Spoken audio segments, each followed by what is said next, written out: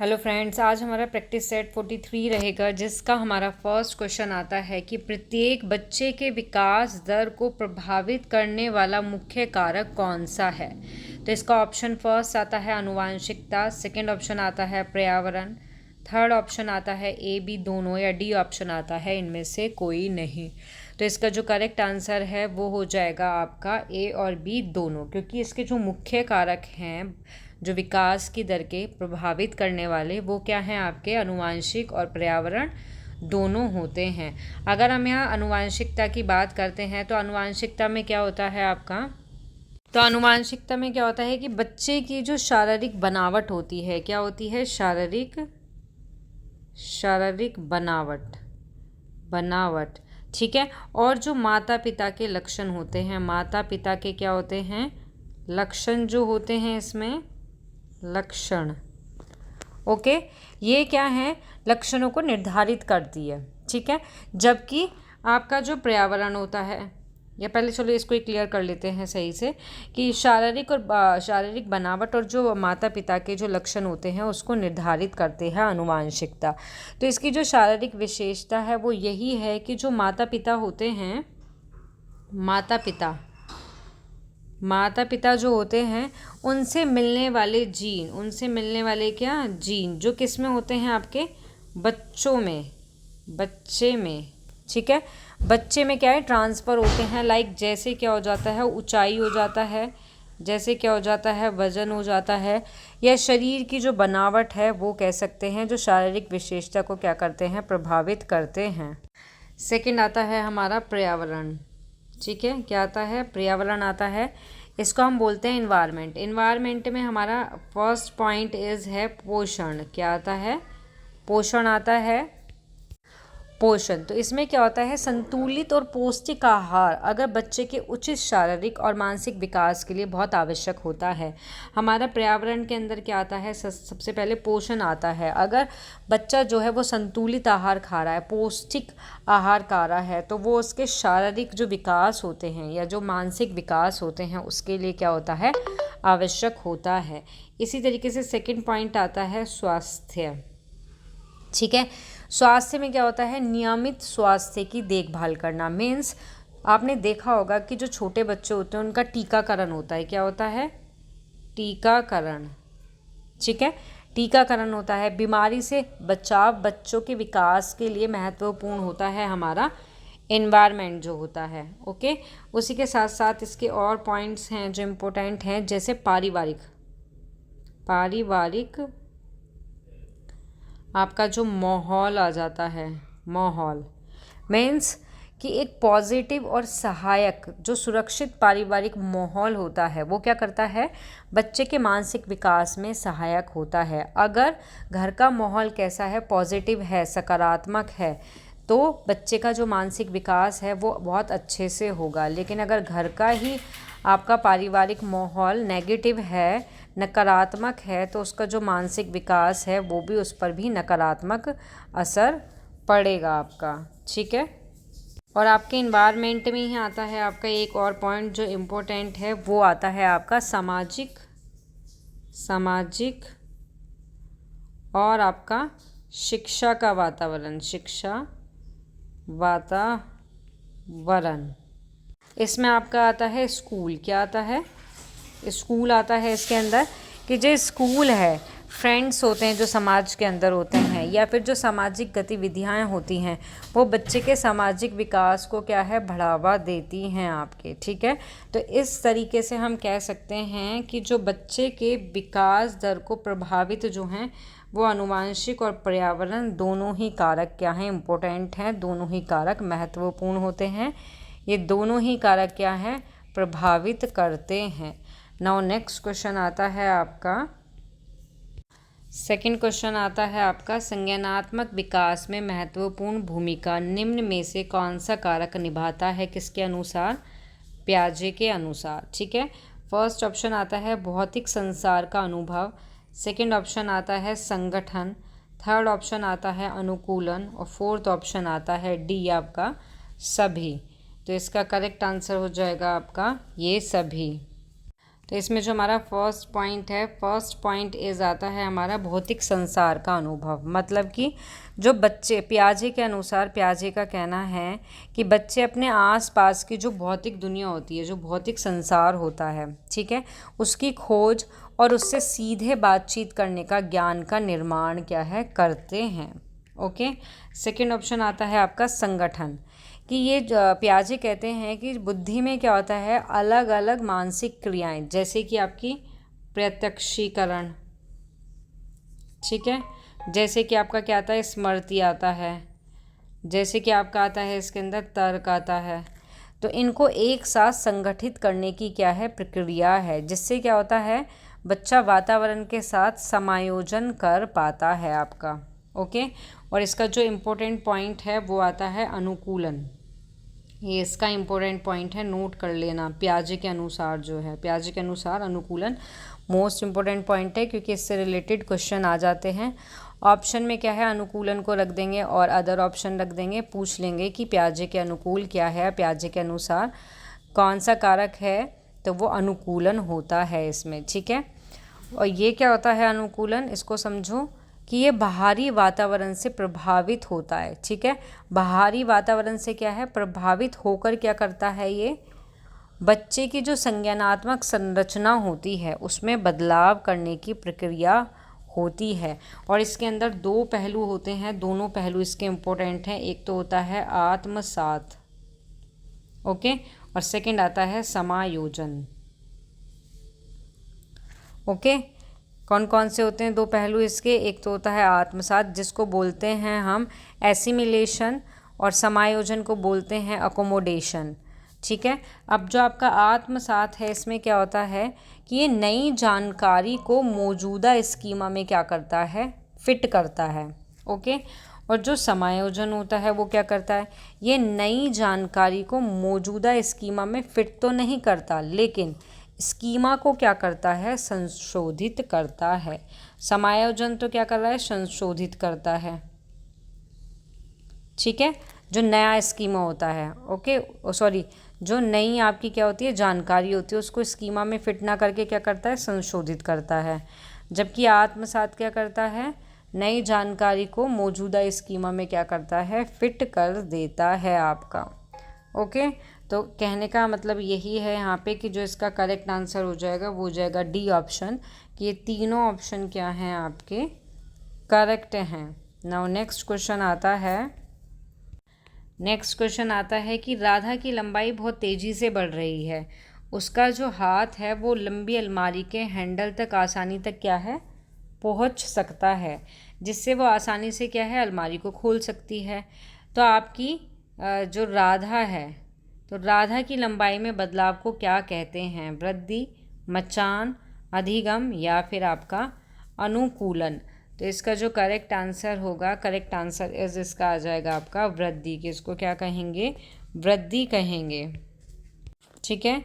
Next question आता है हमारा, माध्यमिक स्कूल में बालक के कारण परिवार की भूमिका क्या है, ठीक है, परिवार की भूमिका क्या है। फर्स्ट, मूल्य और शिष्टाचार का विकास करना। सेकंड, भावनात्मक और सामाजिक कौशल का विकास करना। सी ऑप्शन, स्कूल के साथ सहयोग करना, या डी ऑप्शन आ जाता है ये सभी। तो इसका करेक्ट आंसर हो जाएगा आपका ये सभी, ठीक है। फर्स्ट ऑप्शन की अगर बात करते हैं, फर्स्ट ऑप्शन में आपका क्या आता है कि मूल्य और शिष्टाचार का विकास, मतलब कि परिवार जो होता है, जो फैमिली जो होती है वो समाज की पहली सामाजिक संस्था होती है, ठीक है। किसकी, सामाजिक की क्या है, पहली संस्था होती है, जो बच्चे को क्या करती है, नैतिक, क्या करती है, नैतिक, ठीक है, और उनके क्या है, उनका जो शिष्टाचार है, उनके मूल्यों को क्या करती है, समझाती है। ये बच्चों को ये समझने में हेल्प कर देती है कि उनके जो कार्य के जो रिज़ल्ट निकल के आ रहे हैं, कि उनके क्या परिणाम होंगे, क्या रिज़ल्ट होगा, जिससे वो सही चुनाव क्या है, कर पाते हैं। तो परिवार जो है मोस्ट इम्पोर्टेंट होता है आपका माध्यमिक स्कूल में, ठीक है। बालक के कारण में परिवार की भूमिका महत्वपूर्ण होती है। ओके, इसी तरीके से आता है सेकंड पॉइंट आपका कि भावनात्मक और सामाजिक जो कौशल होते हैं। तो जो परिवार है, परिवार क्या है, बच्चों के भावनात्मक विकास, भावनात्मक विकास के लिए क्या है, महत्वपूर्ण जो आधार है, जो बेस होता है, उसको प्रदान करता है। एक स्वस्थ लगाव जो है बच्चे को दुनिया में सुरक्षित रूप से अन्वेषण करने और सीखने में क्या करता है, सक्षम बनाता है। क्लियर। नेक्स्ट आता है इसमें स्कूल के साथ सहयोग। तो आपके जो माता पिता हैं, जो आपके पेरेंट्स होते हैं, उनकी सक्रिय भागीदारी होती है। जैसे फॉर एग्ज़ाम्पल आपका कि जो अभिभावक हैं, पेरेंट्स हैं, वो टीचर बैठकों में शामिल होना और गृह कार्य में हेल्प करना, बच्चों को बेहतर स्कूल परिणाम प्राप्त करने में क्या करते हैं, हेल्प करते हैं। और जो आपका परिवार है, परिवार और जो स्कूल होता है उसके बीच में प्रभावी जो संचार से व्यवहार संबंधी जो भी समस्या या कोई भी प्रॉब्लम आ जाती है तो उसकी पहचान करना या फिर उसका सॉल्यूशन निकालना, समाधान जो है वो किया जाता है, जिससे स्कूल का वातावरण भी अधिक कैसा हो जाता है, सामंजस्यपूर्ण जो है हो जाता है या बन जाता है आपका। ठीक है, तो हम कह सकते हैं कि इस परिवार की महत्वपूर्ण भूमिका में तीनों पॉइंट्स जो हैं आपके करेक्ट हो जाएंगे। ठीक है, नाउ नेक्स्ट क्वेश्चन आता है आपका कि वृद्धि की प्रक्रिया से क्या तात्पर्य है। ये बहुआयामी होती है, एक रूपी होती है, रेखिक होती है या इनमें से कोई नहीं। तो करेक्ट आंसर जो है वो तो जाएगा आपका ए ऑप्शन की वृद्धि जो होती है वो बहुआयामी होती है। इसका मतलब क्या है आपका कि जो विकास या फिर प्रगति जो है वो एक जटिल और कई अलग अलग पहलू वाला प्रक्रिया होती है, जिसमें केवल आर्थिक ही नहीं बल्कि शारीरिक, सामाजिक, ये सारी की सारी चीज़ें होती हैं। ठीक है, मीन्स हम कह सकते हैं कि जो शारीरिक विकास है इसमें क्या होता है, शरीर की लंबाई का बढ़ना, शारीरिक क्षमताएं जो हैं ये शामिल होती हैं, व्यक्ति के अंदरूनी जो एहसास होते हैं, लोगों के साथ जो संबंध होते हैं उनका विकास होता है। इसमें क्या होता है, आय आपकी, इसमें जो होता है धन आपका, वित्तीय जो संसाधन होते हैं उनमें वृद्धियाँ होती हैं। तो कह सकते हैं कि ये बहुआयामी होती है। जबकि यहाँ सेकेंड ऑप्शन आता है एक रूपी, तो ये एक रूपी क्या है, नहीं होती वृद्धि आपकी जो है एक रूपी नहीं होती है। वृद्धि एक क्या है, मात्रात्मक परिवर्तन है। वृद्धि क्या है आपका, एक मात्रात्मक मतलब कि आपका क्वांटिटेटिव, क्या आता है आपका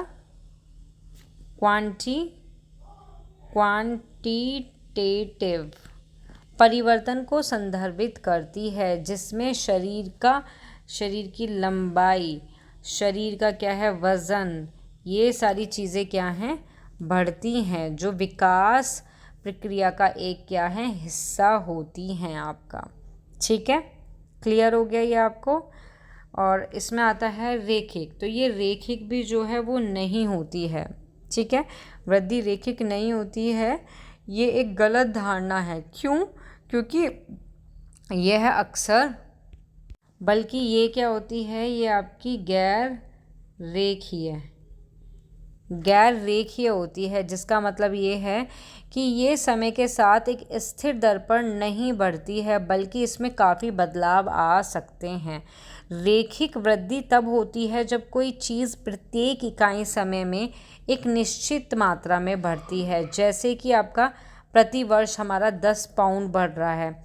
जबकि अगर रेखिक की बात करते हैं तो ये वृद्धि की दर समय के साथ क्या है, बदलती रहती है, बहुत तेज़ी से बढ़ सकती है, जैसे कि एक चीज़ हर हफ्ते 2 गुनी हो जाती है। तो हम यही कह सकते हैं कि ये क्या है, रेखिक नहीं होती है। तो करेक्ट आंसर इज़ इसका ए ऑप्शन आपका हो जाएगा। ओके, सेकंड ऑप्शन आता है आपका कि किशोरावस्था के समाजीकरण के लिए निम्नलिखित में से कौन सी संस्था महत्वपूर्ण प्राथमिक संस्था नहीं है। तो क्वेश्चन में ध्यान देना, यहाँ पूछा गया नहीं है प्राथमिक संस्था।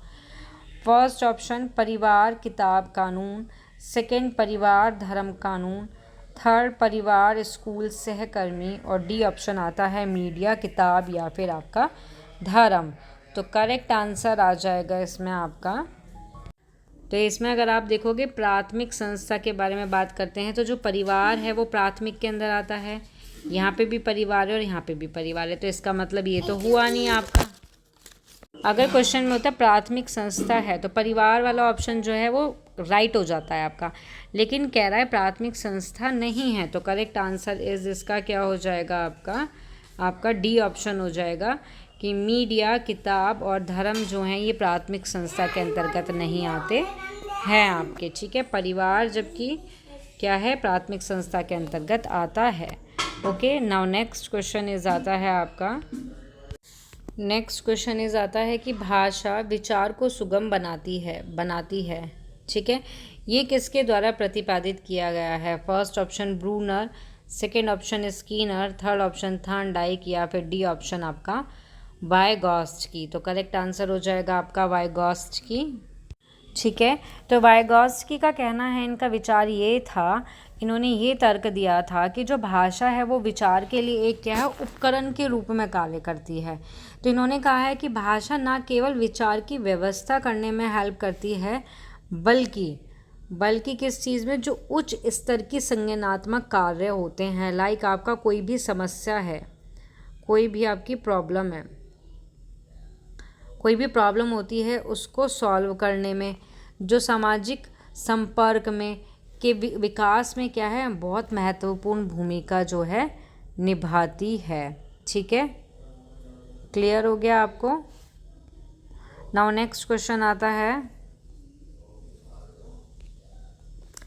कि संज्ञानात्मक विकास का प्रमुख कारण वाइगॉत्स्की के अनुसार क्या है। फर्स्ट सामाजिक अंत्यक्रिया, सेकंड सांस्कृतिक उपकरण, थर्ड निर्देशित भागीदारी या डी ऑप्शन सभी। तो करेक्ट आंसर इज इसका ये सभी हो जाएगा कि आपका जो फर्स्ट ऑप्शन आता है सामाजिक अंत्यक्रिया। ठीक है, तो सामाजिक अंत्यक्रिया में क्या होता है कि जो बच्चे का संज्ञानात्मक विकास है वो मुख्य रूप से क्या होता है दूसरों के साथ संवाद करने में होता है। किसमें? संवाद करने में होता है, मीन्स विचारों का साझा करने में या फिर सामाजिक सहभागिता के माध्यम से होता है। ठीक है, सेकंड आता है इसमें सांस्कृतिक उपकरण। तो वाइगॉत्स्की के अनुसार है कि जो भाषा है आपकी, जो प्रतीक होते हैं, ठीक है, या संकेत होते हैं, ये सारे क्या हैं संज्ञानात्मक उपकरण हैं। एक सांस्कृतिक उपकरण संज्ञानात्मक विकास में क्या है महत्वपूर्ण भूमिका निभाते हैं।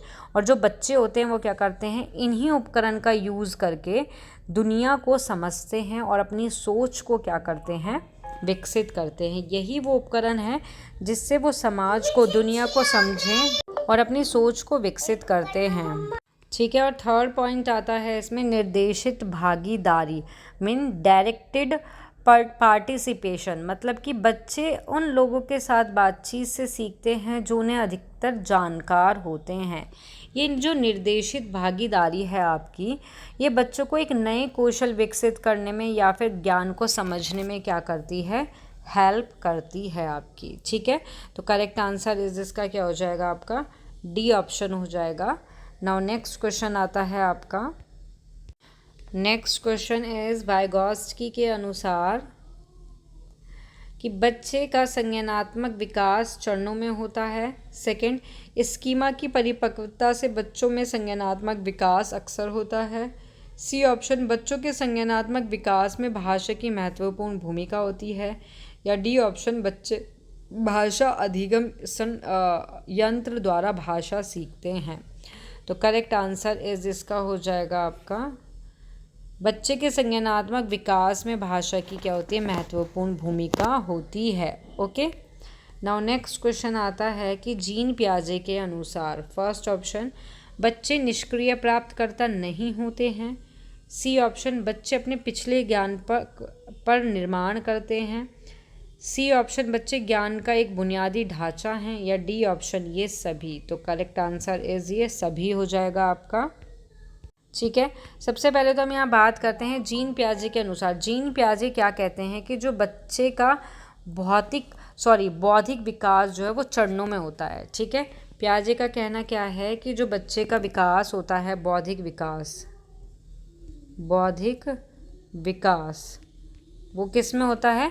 चरणों में होता है, जिसे संज्ञानात्मक विकास भी इन्होंने कहा है, जिसमें क्या होता है बच्चे दुनिया को सक्रिय रूप से समझकर क्या करते हैं? सीखते हैं। ठीक है, अब ऑप्शन पे आते हैं। तो फर्स्ट ऑप्शन इस कहता है कि बच्चे निष्क्रिय प्राप्तकर्ता नहीं होते। तो यस, जीन पियाजे ने यही कहा है कि बच्चे निष्क्रिय प्राप्तकर्ता नहीं होते, बल्कि वे अपने अनुभव के आधार पर क्या करते हैं? सक्रिय रूप से दुनिया के बारे में अपनी जो समझ होती है, उनकी जो समझ होती है उसका निर्माण करते हैं। ठीक है, सेकेंड ऑप्शन आता है आपका कि बच्चे अपने पिछले ज्ञान पर निर्माण करते हैं। तो करेक्ट है ये। ठीक है, कि और निर्माण करते हैं और नए अनुभव के माध्यम से अपने विचार को क्या करते हैं? विकसित भी करते हैं। थर्ड ऑप्शन आता है कि स्कीमा ज्ञान का एक बुनियादी ढांचा है। यस, ढांचा है, ये बात जीन पियाजे ने कही है, जो किसी भी अवधारणा या वस्तु का मानसिक प्रतिनिधित्व करता है आपका। ओके, तो इसमें आपके क्या हैं?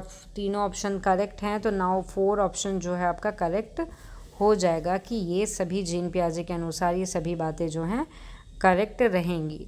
ठीक है, तो यहाँ आपकी क्लास जो है वो समाप्त होती है। मिलते हैं नेक्स्ट क्लास में। जिसको भी क्लास पसंद आए वो इसको लाइक, शेयर, सब्सक्राइब करना ना भूले। Thank you.